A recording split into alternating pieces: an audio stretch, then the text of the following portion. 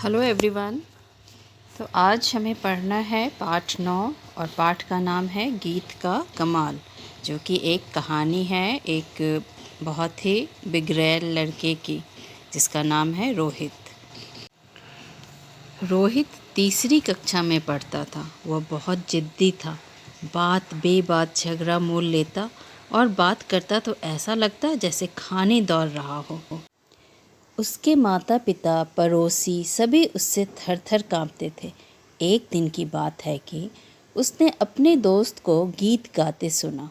वह उसके पास जा पहुंचा और बोला, यह बताओ कि गीत कैसे गाया जाता है। और उसका जो दोस्त था वह उसे खूब जानता था, सो बोला, गीत गाना तो बहुत आसान है, ये तो बाज़ार में मिलते हैं, खरीद लो। उसकी बात सुनकर वह घर पहुंचा और अपने पिता से बोला, आप बाज़ार जाकर मुझे गीत ला दीजिए। पिता ने बहुत समझाया लेकिन वह नहीं माना। पिताजी बाज़ार गए और एक दुकानदार से पूछा, क्यों भाई, गीत है क्या? तो इस पे दुकानदार समझा कि वह कोई गंवार है, सो बोला, आगे जाओ, वहाँ मिलेंगे। पिताजी जगह जगह भटके लेकिन गीत बिकते हों तब तो मिलें। शाम हो गई। इसी उधेड़-बुन में जब वे चले जा रहे थे तो उन्होंने एक चूहे को बिल के अंदर घुसते देखा। उन्हें आवाज़ सुनाई दी, खर खर। इससे एक पंक्ति बनी, खोदे खर खर। आगे जाकर उन्होंने एक सांप को सरकते देखा। उसकी आवाज़ सुनकर दूसरी पंक्ति बनी, सर के सर सर।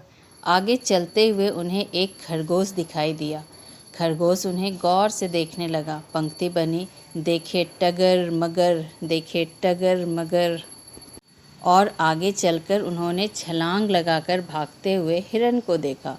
उन्होंने चौथी पंक्ति बना ली, कूदे अलंग फलंग, कूदे अलंग फलंग।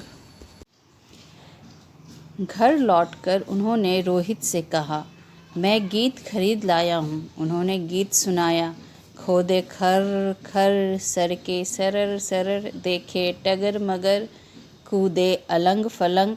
रोहित समझा कि यह वाकई गीत है, सो वह उसे राग से गाने लगा।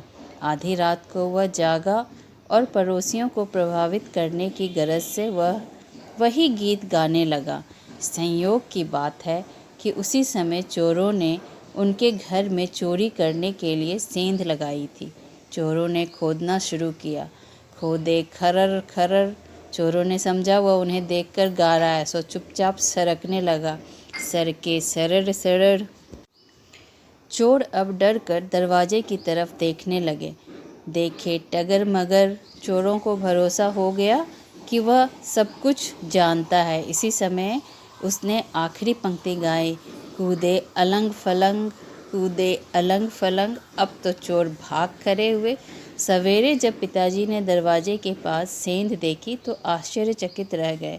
जब उन्हें मालूम हुआ कि इस गीत के सुनने से चोर भागे हैं तो पिताजी ने छाती फुलाकर कहा, देखा कितना बढ़िया गीत खरीद कर लाया हूँ। रोहित जीवन में पहली बार प्रसन्न हुआ। अब आप बताइए कि रोहित ने अपने पिता से क्या लाने के लिए कहा? रोहित ने अपने पिता से गीत लाने को कहा। दुकानदार ने पिताजी के सवाल का क्या जवाब दिया? दुकानदार ने पिताजी के सवाल का यह जवाब दिया कि आगे जाओ, वहाँ मिलेंगे। फिर खरगोश को देखकर पिताजी ने कौन सी पंक्ति बनाई? खरगोश को देखकर पिताजी ने यह पंक्ति बनाई कि देखे टगर मगर, देखे टगर मगर। चोर क्यों भाग गए?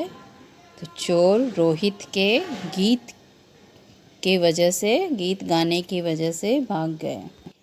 अब सही उत्तर बताइए, रोहित कौन सी कक्षा में पढ़ता था?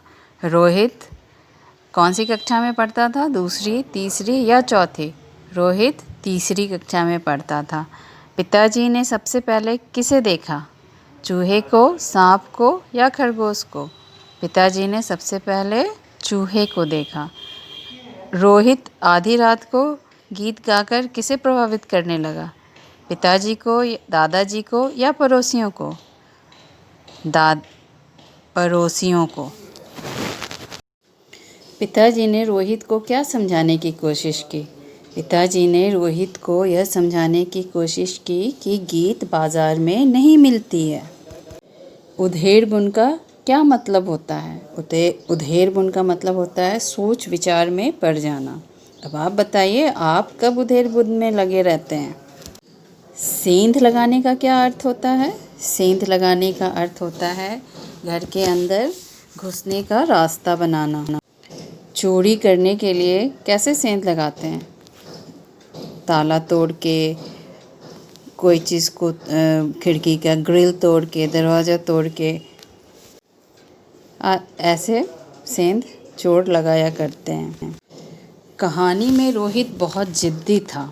क्या आप भी ज़िद करते हैं? क्यों और क्यों नहीं करते हैं, ये आपको बताना है।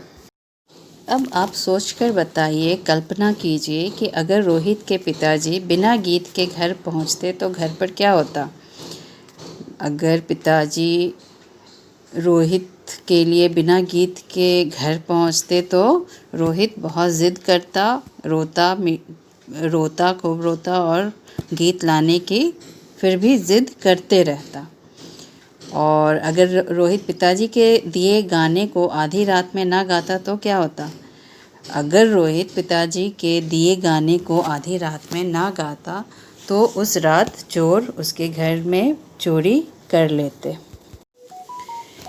गीत गाना तो बहुत आसान है। आपको और आपके एक पक्के दोस्त को कौन कौन से काम आसान लगते हैं वो आपको बताना है।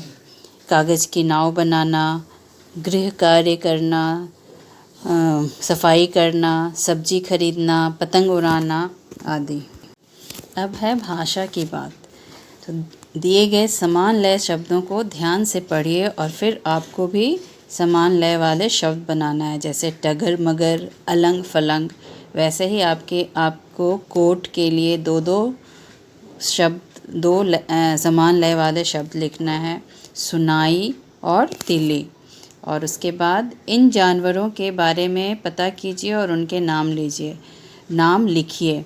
जो बिल में रहते हैं, जो रेंगते हैं, जो छलांग लगाकर बहुत तेज़ दौड़ते हैं।